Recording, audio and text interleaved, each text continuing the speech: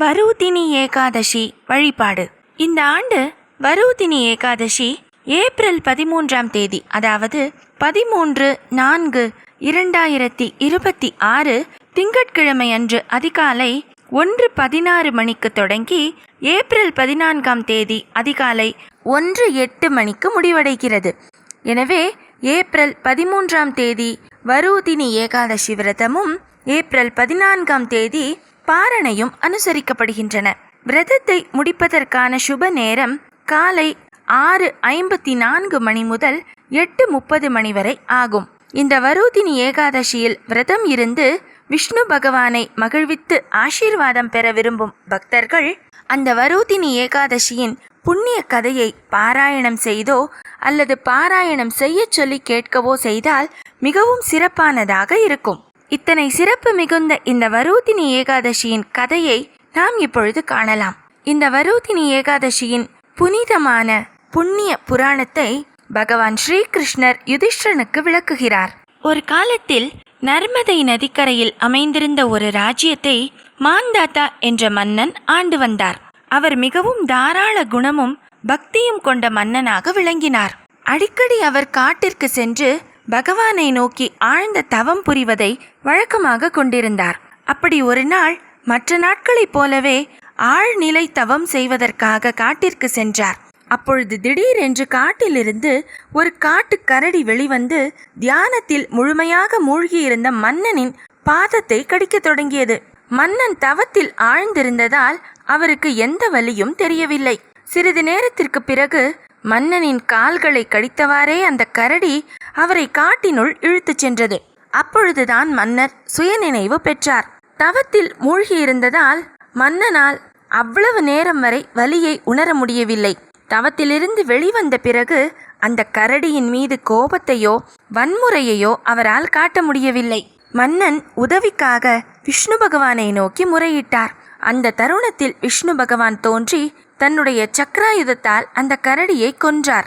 இருந்தாலும் கரடி அதற்குள் மன்னனின் கால்களை முழுவதுமாக தின்றுவிட்டது. மன்னர் மிகவும் துயரத்தில் ஆழ்ந்துவிட்டார். எனவே மன்னனின் விருப்பம் நிறைவேறி அவர் மீண்டும் தன் கால்களை பெற வேண்டுமென்றால் மதுராவிற்கு சென்று உரிய சடங்குகளுடன் இந்த வரூதினி ஏகாதசி விரதத்தை அனுசரிக்க வேண்டும் என்று விஷ்ணு பகவான் மன்னன் மாந்தாதாவுக்கு அறிவுறுத்தினார். மன்னனும் விஷ்ணு பகவானின் அறிவுரைப்படியே செய்தார். வரூதினி ஏகாதசியை முழுமையான சரணாகதியுடன் மாந்தாதா மன்னன் கடைபிடித்ததால் அவருடைய உறுப்புகள் மீண்டும் வலுப்பெற்றன. மேலும் அவர் தன்னுடைய முந்தைய அழகான மற்றும் வசீகரமான தோற்றத்தை மீண்டும் அடைந்தார்.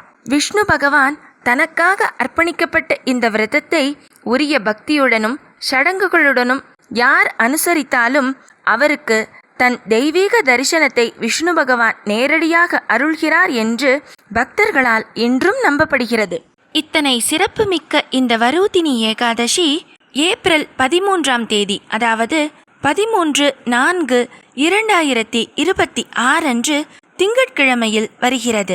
இந்த வரூதினி ஏகாதசி நாளில் நாம் எவ்வாறு வழிபாடு செய்ய வேண்டும் என்பதை இப்பொழுது நாம் காணலாம். வரூதினி ஏகாதசி நாளில் லக்ஷ்மி நாராயணரை வழிபடுவது மிகவும் முக்கியமான விஷயம். பக்தர்கள் தங்கள் விருப்பங்கள் நிறைவேற வரூதினி ஏகாதசி விரதம் இருக்கிறார்கள். இந்த விரதம் வாழ்க்கையில் சந்தோஷம், செழிப்பு, அதிர்ஷ்டம் ஆகியவற்றை அள்ளித்தரும். எல்லாவிதமான கஷ்டங்களிலிருந்தும் பக்தர்களை இது முழுமையாக பாதுகாக்கும். இந்த வரூதினி ஏகாதசி நாளில் ஏழைகளுக்கு தானம் செய்வது மிகவும் சிறப்பானது. இந்த வரூதினி ஏகாதசி நாளில் ஆன்மீக சக்தி அதிகமாக இருக்கும். அந்த நேரத்தில் விஷ்ணுவையும் லக்ஷ்மியையும் சேர்த்து வழிபட்டால் சந்தோஷம், செல்வம், மன நிம்மதி ஆகியவை குறைவின்றி கிடைக்கும். வரூதினி ஏகாதசி மிகவும் புனிதமான நாளாக கருதப்படுகிறது. இது விஷ்ணுவுக்கும் லக்ஷ்மிக்கும் உரிய நாள். இந்த நாளில் விரதம் இருந்தால் அமைதி, அதிர்ஷ்டம், ஆன்மீக வளர்ச்சி ஆகியவை பக்தர்களுக்கு கிடைக்கும். இந்த விரதம் பாவங்களை அழித்து சொர்க்கத்திற்கும் மோட்சத்திற்கும் வழிவகுக்கும் நாளாக கருதப்படுகிறது. இந்த ஏகாதசி பெண்களுக்கு மிகவும் முக்கியமானது. இது குடும்பத்தில் சந்தோஷத்தையும் செல்வத்தையும் கொண்டு வருவதாக நம்பப்படுகிறது.